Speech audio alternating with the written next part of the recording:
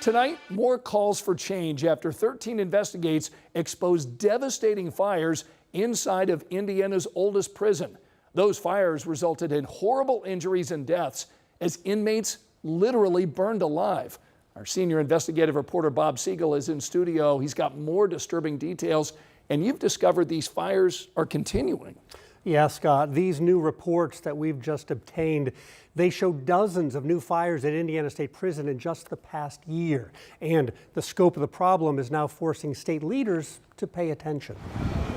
This 165-year-old prison in Michigan City has a dark secret. This is real life stuff. It's a whole different world in here. With the help of inmates and grieving families, I've cried every day since my brother passed. 13 Investigates has been exposing devastating fires inside Indiana State Prison and widespread fire safety problems, including serious electrical issues and repeated failures by prison and state leaders to address dangers that have been around for decades. This is the first kind of spate of them where you've had a few that say there's an issue. Governor Braun told me he did not know about the problems until 13 Investigates reported another inmate was badly burned by another fire just a few weeks ago. He's now promised action. You got to attend to it and fix it. So, yes, we will be looking to see what is behind this, do a full investigation of it.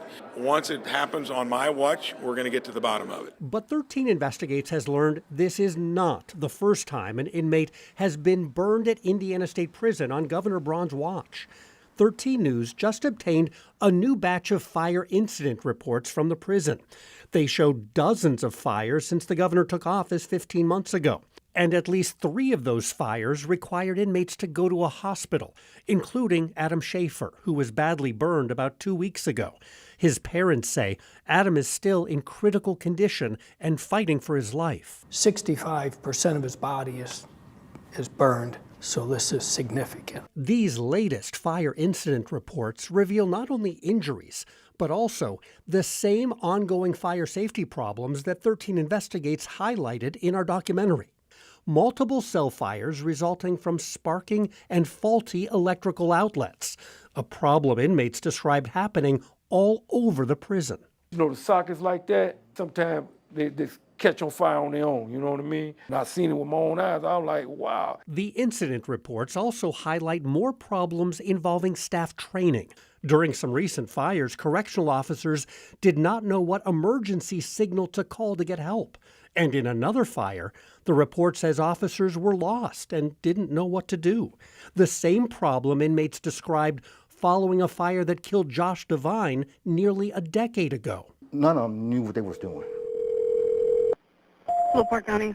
And last month, during the fire that burned Adam Schaefer, correctional officers again seemed unprepared for the moment. Just listen to the 911 call. We are needing an EMS for a burn victim. Okay. What's the address? What is the address here? Or Indiana State Prison. All right, what's the callback number for you? Oh, goodness. I don't even know what the number is here. Again, it's important to point out none of these problems are new, even if folks at the State House are just learning about them. And now that they are, it's not just the governor who says this problem needs to be fixed. I don't think that there could be anything more terrifying than being burned alive. State Senator Rodney Paul represents Michigan City, and so does State Representative Randy Novak, who used to be Michigan City's fire chief. We need to get some answers. They're both calling on the Indiana Department of Correction to explain why these prison fires keep happening and what the department is doing to stop them. When you look at what you guys have uncovered, how this can happen, that is incredibly problematic. There has to be a plan here. There has to be something other than, oh crap, lost another one. That's not acceptable. And both lawmakers are calling on Governor Braun to shut down this old prison, which has no fire sprinklers and no system for inmates to alert staff about emergencies. Closing the prison was supposed to happen next year, when the state completes a new $1.2 billion maximum security facility in Westville. But Governor Braun and his DOC commissioner recently announced this. We do not know when we are going to shut down the state prison. They now plan to keep Indiana State Prison open beyond 2027, even after a massive new prison is completed, and despite widespread fire safety issues throughout these century-old cell houses. The facility should have been closed years ago. It needs to be gone.